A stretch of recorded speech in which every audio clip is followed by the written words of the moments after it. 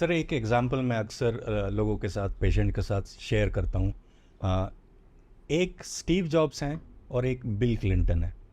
दोनों की कहानी है, अगर इसको मिला के देखा जाए तो बात समझ में आएगी। स्टीव जॉब्स को पैंक्रियास का कैंसर था, दुनिया को पता है। और ये भी दुनिया को पता है कि अ, वो सिर्फ फ्रूट्स खाते थे, ही वॉज अ फ्रूटिटेरियन।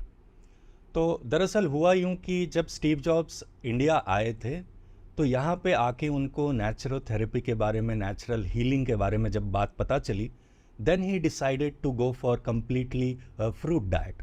और एप्पल का इंस्पिरेशन उसी फ्रूट से आया था।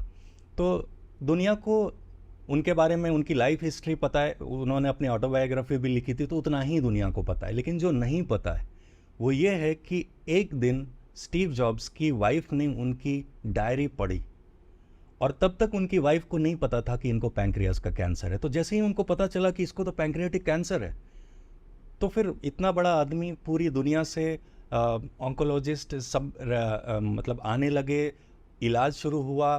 फिर वो उनको मांस भी खिलाया गया, हर तरह की मेडिसिन चली, और तब सिचुएशन बिगड़ी, तब कैंसर फैला एंड वी लॉस्ट हिम। दूसरी तरफ अगर बिल क्लिंटन की स्टोरी को देखें तो अगर आपको पता होगा, bill Clinton underwent quadruple bypass surgery, 4 bypass एक साथ। उनको भी बचाना बहुत मुश्किल था। लेकिन जैसे ही बाईपास सर्जरी पूरी हुई, वो बहुत मोटे हो गए थे। मतलब बहुत बुद्धू भी हो गए थे। बुद्धू इसलिए क्योंकि जब आपकी बाईपास सर्जरी होती है तो फिर ब्रेन के सेल्स भी यू स्टार्ट लूजिंग देम। तो he was behaving off track. Then he came to know about plant-based eating.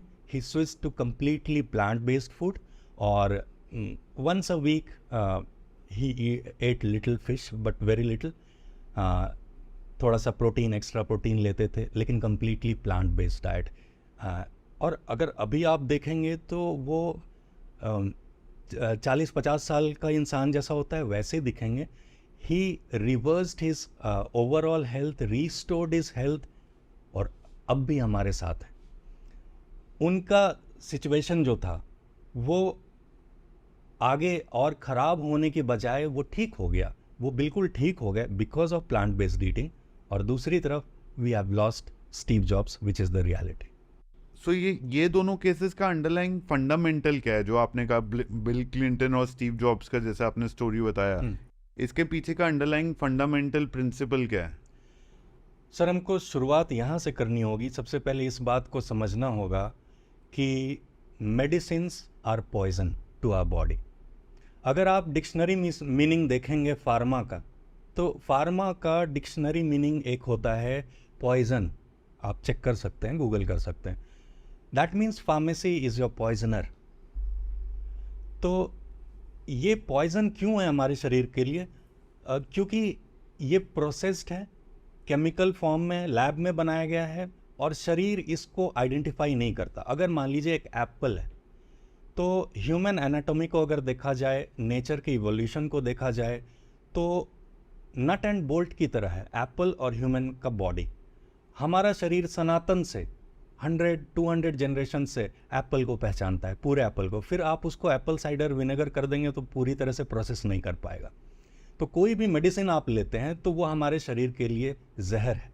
अंग्रेज़ों ने बताया कि ये दवा है, लेकिन हम कहते हैं ना, कीटनाशक, कीड़े मारने की दवा, चूहे मारने की दवा, वही दवा हमें मारती है धीरे धीरे। For example insulin. आप इंसुलिन पी क्यों नहीं लेते? इंसुलिन अगर आप पी लेंगे, आपका लिवर स्टैंड ले लेगा, आपको उल्टी हो जाएगी, पेट खराब हो जाएगा, ब्लड में नहीं जाएगा। लिवर हमारा गेट कीपर की तरह काम करता है। जब भी आप कोई खाना खाते हैं तो लिवर चाहे तो उसको बोलेगा कि ब्लड स्ट्रीम में जाओ, या बोलेगा कि नहीं नहीं इसको एक्सक्रीट कर दो, या फिर बोलेगा भी रुको थोड़ा देर बाद जाएंगे। लिवर गेट कीपर की तरह काम करता है, लिवर स्टैंड ले लेगा। इंसुलिन बहुत ही खतरनाक केमिकल है, आप उसको पिएंगे, एक गिलास भी पी लेंगे, एक बूंद आपके ब्लड में नहीं जाएगा। तो एक चोर रास्ता होता है जो हम इंजेक्ट करते हैं, कि लिवर को बाईपास करके सीधा ब्लड स्ट्रीम में डाला। नो डाउट जिनको ज़रूरत है उनके लिए उस समय का वो रिलीफ है, लेकिन ये सही तरीका नहीं है। तो सबसे पहले मेडिसिन लेना एक इर्रेस्पॉन्सिबल बात है, इसको समझना पड़ेगा।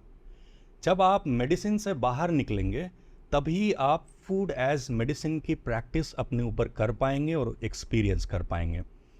तो मेडिसिन मेरे हिसाब से कभी भी किसी को नहीं लेना चाहिए। मेडिसिन लेना बहुत ही इररेस्पॉन्सिबल बात है। मैं खुद कभी कोई मेडिसिन नहीं लेता हूँ। I have never been vaccinated, no polio vaccine, no मतलब आज तो बेबी बॉर्न होता है और वैक्सीन लगने लगते हैं।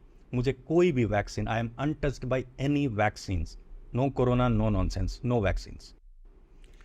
सर इस पे थोड़ा सा मेरा ये हमने कोई बोलेगा और मेरा भी ये पॉइंट ऑफ व्यू है कि शायद एक कॉम्बिनेशन दोनों चीज़ों का, कि पोलियो एक्चुअल में एक वाइल हम बात करते हैं कि बहुत अच्छे खाने और न्यूट्रिशन की, लेकिन उतनी नॉलेज शायद ना तो डाउन स्ट्रीम है सारे लोगों को हमारे जैसे कंट्री में।